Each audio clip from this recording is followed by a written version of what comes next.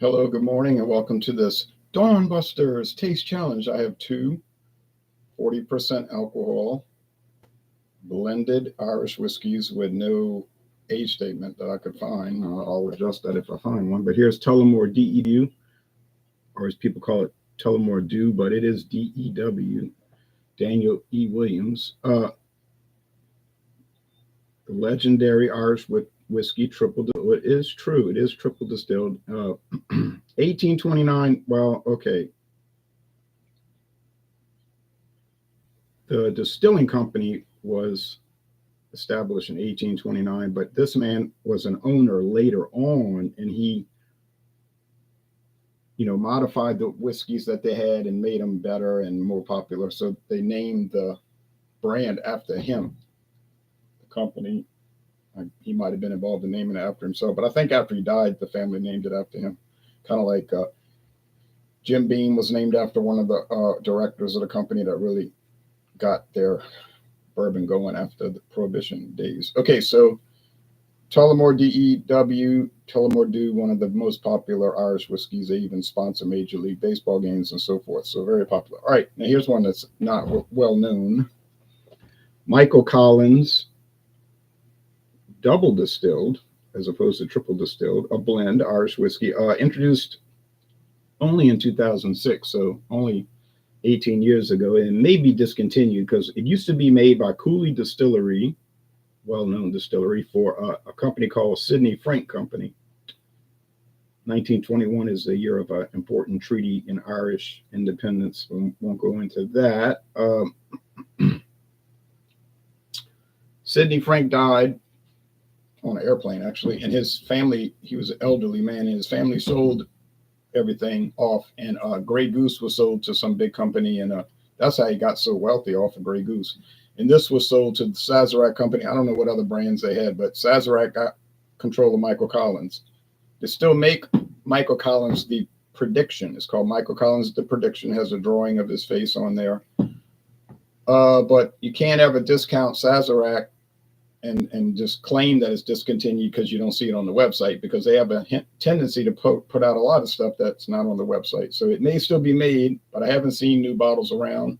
But then I didn't see these around much. I saw this at International Market for $23.99, and I bought it. So I say possibly, like I put it in the notes down below, I say possibly discontinued. I don't really know, but if I had to guess, I say it's not made anymore, and they just replace it with the Prediction. But you want to be careful saying that.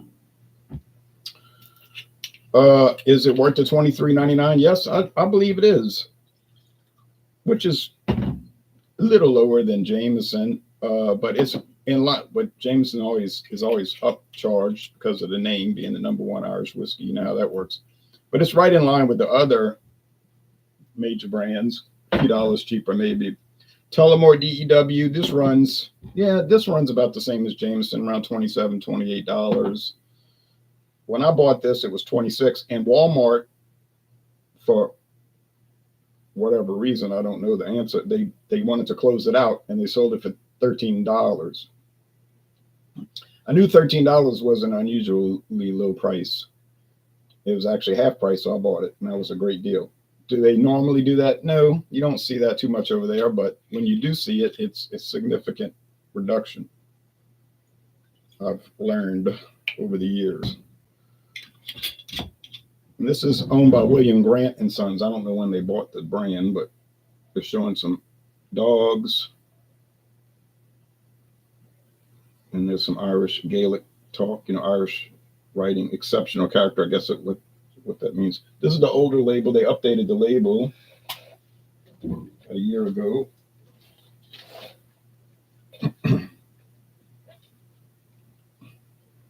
Maxwell, good morning, Ron. Good morning to you, Maxwell, in the Russian Federation. So we had a very interesting week last week, a celebratory week, I guess you could say. This week, we'll see what happens. But last week was, I guess, one of the most historic weeks in American history. Unbelievable. Even outpaced what I thought would happen. I was correct in a way, but I underestimated what would happen. All right. So appearance-wise, yes, they're about the same shade, amber, gold. So I won't have to close my eyes. They're not identical, but they're so close that if I glance, I'm not going to get thrown. I'm not going to get the answer. Some of these want to be so pale that if you glance and see the pale way, you know what it is. So you got to restart. It won't be a blind taste challenge. I want to do these blind, you see. So here's their website. See the new label, little writing and stuff. Same type of bottle, embossed with Tullamore, Heart of Ireland. This one that I have is embossed with 18 Pickle. There's some highballs. Promote cocktails. Original whiskey. This is their original.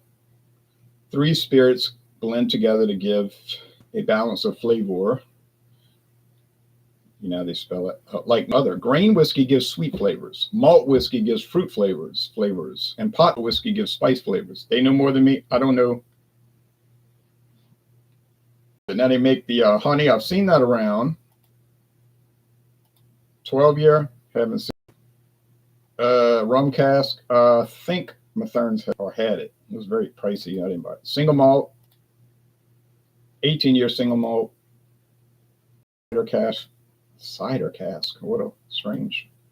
So obviously, maybe the honey will be about the same price, but those other ones are going to be much more expensive than your regular price. You know that. Come on, we know that's going to be the case. I'm trying to see a statement. Fill barrels, ex-bourbon barrels, and ex-sherry. How to drink it? Well, probably by swallowing it, but I'm just being sarcastic. Aged in traditional refill. Those are barrels they've been refilling for years. Might have lost track what was originally in the barrels. Ex-bourbon, they know it's an ex-bourbon barrel sent over here from some bourbon company, and ex-sherry. We don't know who that's from, but interesting, right? That to give it a complex flavor with that. Let's check out Walmart and just see if they still carry it or if they have really dropped it from their lineup. They have a fairly good Irish whiskey section.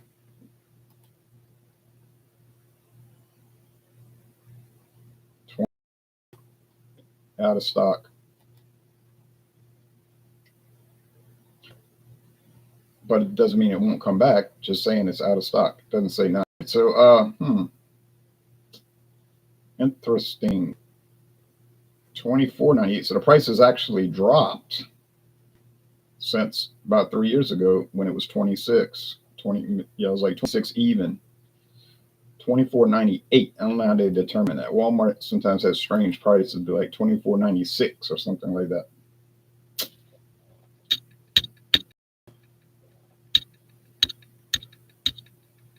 But that's how they want to do it. I mean, every penny they take into account over there. A lot of people tell me they don't get liquor at Walmart where they live. I guess it's not that common for Walmarts to sell liquor in other states. But in Louisiana, I think they all sell it. From what I understand. Okay, from what I've seen.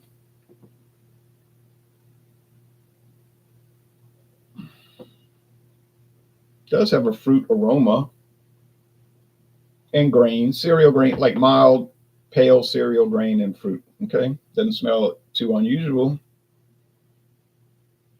Less aroma here. So I'm thinking off the top that the first one with more aroma is probably the Michael Collins, because that double distillation gives it a stronger, which some people would find off-putting, like it's too strong, it's not mild, it's not refined enough, a little rough, even peaty in the flavor, which is so minimal, but it is there. So you're not going to call it a peaty whiskey because it isn't, but there's just that slightest little touch of it that gives it that character. All right, let's see if I can get it right, because I haven't gotten it wrong yet.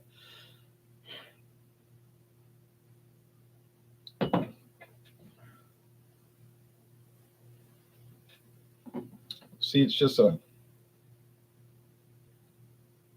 like like a mirage almost. All right, so cereal grain, sweet corn, bread from the malted barley. Yep, tastes fine. So these are very close in price. We talking about $1. No, 99-cent difference. If you go to Walmart and get this, so 99 cents. I'm curious to see what Total Wine has it going for now. It's got me curious.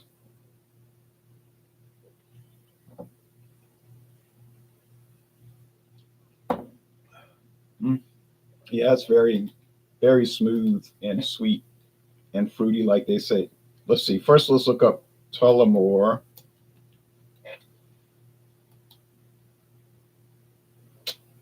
A penny more than Walmart.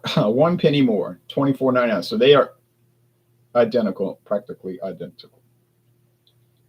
Like I thought, the 12-year is $51.99. That would be expected. The Caribbean rum is only $29.99. Okay. The 18-year-old single malt is $149.99. That's what I'm trying to tell you. These prices can skyrocket once you start getting into the more elevated ones. The single malt 14-year-old is $85.99. So you can start low, $24.99, and you can bring yourself up to paying $150 minus a penny, but plus tax. So yeah, yes indeed. Now let's just see if they have Michael Collins of any type. No, they don't carry it. I didn't think they did. It's not too widespread, but it's around. Scotch probably has it because they tend to carry all their brands. The Sazerac House is an interactive cocktail museum and a distillery in New Orleans. They distill, well, the last times I went, they would distill in Sazerac rye. Makes sense, sort of like one of their flagship brands. And it originated in New Orleans, so yeah. Doesn't mean they can't do other stuff there. Then there's a 3-story museum, but it's interactive. You get to taste the products. They have like a whiskey floor, and then there's like rum and gin and brandy or whatever. It goes to different categories, and then they'll have displays on how they make different cocktails or how you can make different cocktails, because that's really a big deal in New Orleans. And you can see the laboratory. You can see it. You can see them working in there, or you'll see them with the test, the microscope, looking at things, testing the different liquors and all of that. There's probably a bigger laboratory up there in Buffalo Trace, and at Barton 1792 Distillery, also owned by Sazerac. But it's free. Okay, the whole thing is free. So a lot of tourists go there because it's free. New Orleans can be expensive for a visit. Naturally, the tour ends at the gift shop, so that's where they're going to recoup, right? Because people are going to be tempted to buy all kind of things, which is fine. Into the gift shop, no matter where you go. But most tours are not free. But all Sazerac tours are free. Buffalo Trace is free. Now, the problem there is that so many people want to go to Buffalo Trace, you could have problems getting in. When I went years ago, wasn't a line. I just say, they say, you want to take a tour? Okay, go over there. The people are waiting, and went right in. But then it just kept growing and growing, and now you might find yourself not getting in. So they say you should make a reservation. It just depends. I went to Pearl Harbor in August. The Pearl Harbor, Arizona, Battleship Arizona National Memorial. And they said, you got to make a reservation, although it's possible that you could walk up and get in, but unlikely. Well, I went there and I got in, and the lady said, you don't have to wait. And I was trying to do the check-in at the kiosk. She said, you don't have to worry about that. Just go walk over there. They're going to let you in. And then I asked the tour guide, the park ranger lady, I said, well, why it's so easy to get in today? She said, Labor Day weekend is really slow for Hawaii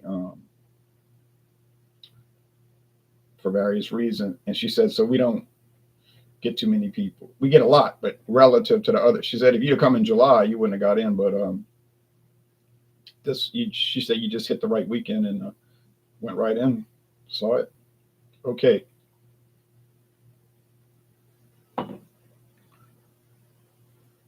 There's that little tweak there, the little special tweak that's almost impossible to detect, but it is possible because I'm detecting it, right? Um,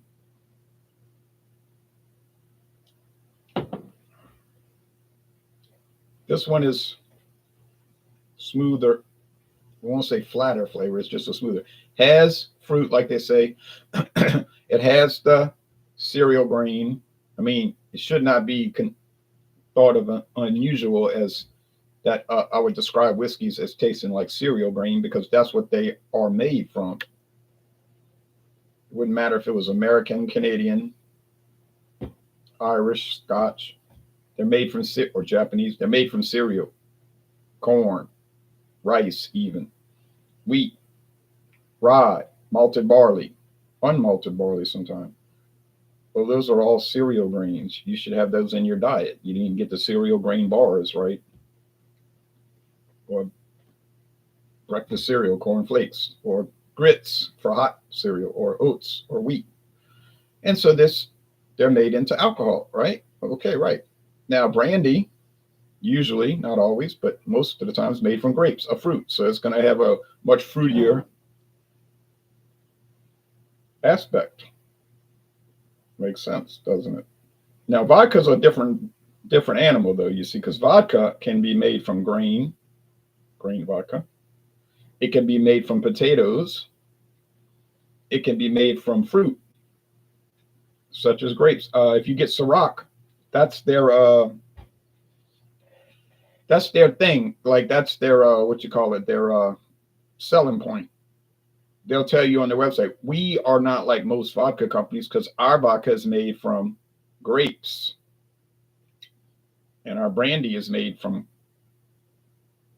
grapes. Well, that makes sense. They make great vodka, but they know that there's a market for brandy, so they make a little bit of Ciroc brandy. It's not,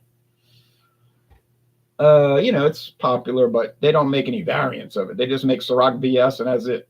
You know, their focus is vodka, and they go all into so much detail. You see, okay, Drewski Brewski, Ronald the Riot. Cheers, cheers back to you, Drewski Brewski.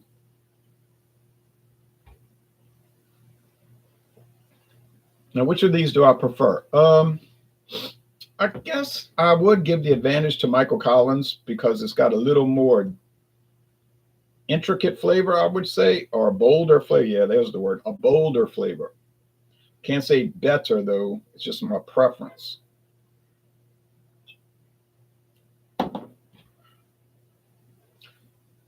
But Tullamore D.E.W, if you like a smooth Jameson type Irish whiskey, Bushmills type, this is going to work great.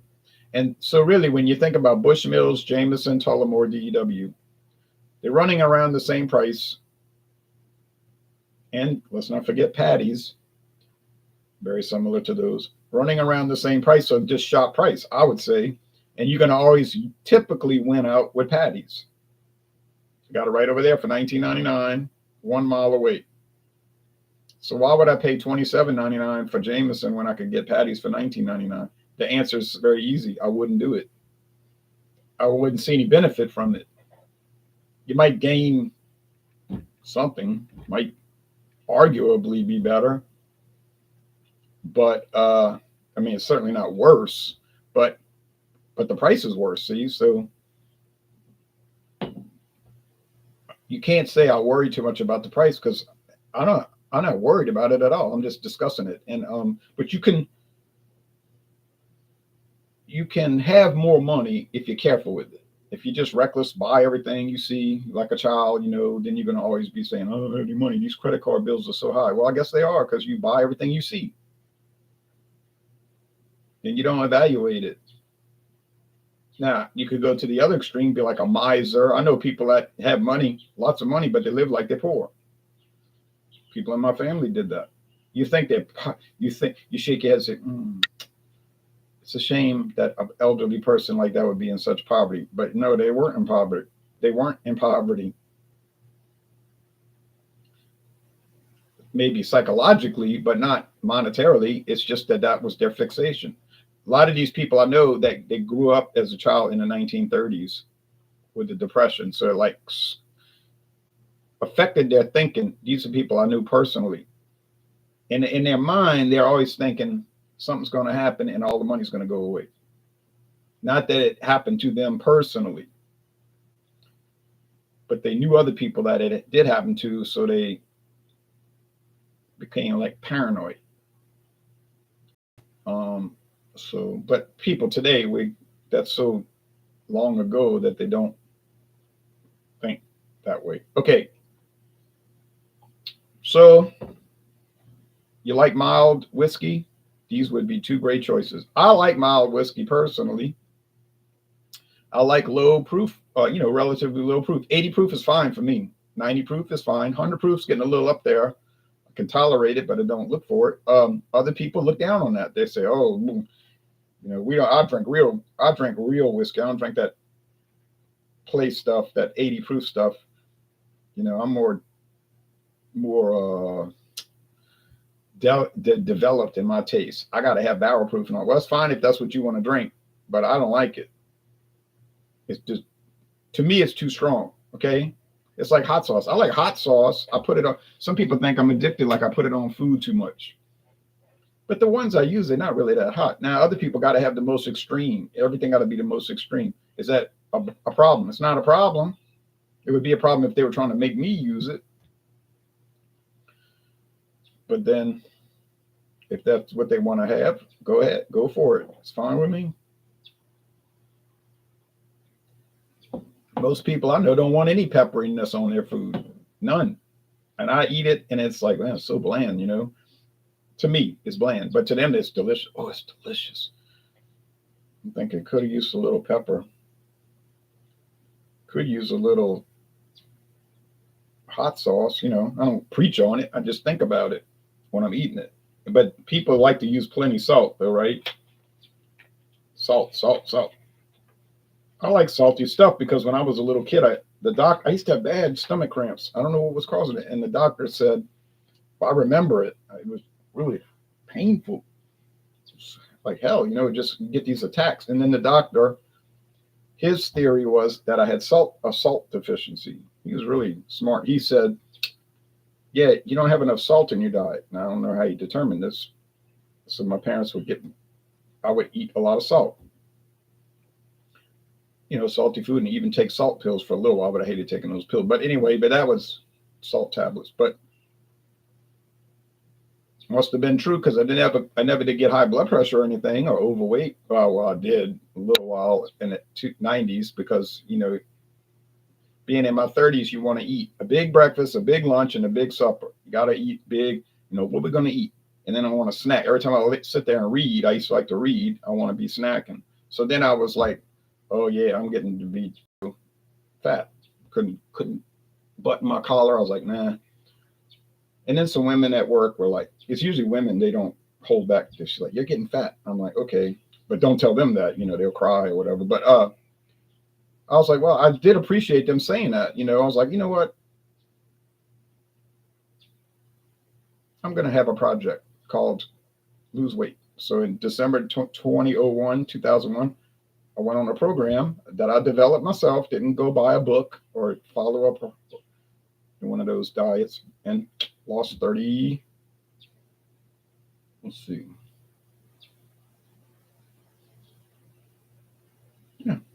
pounds.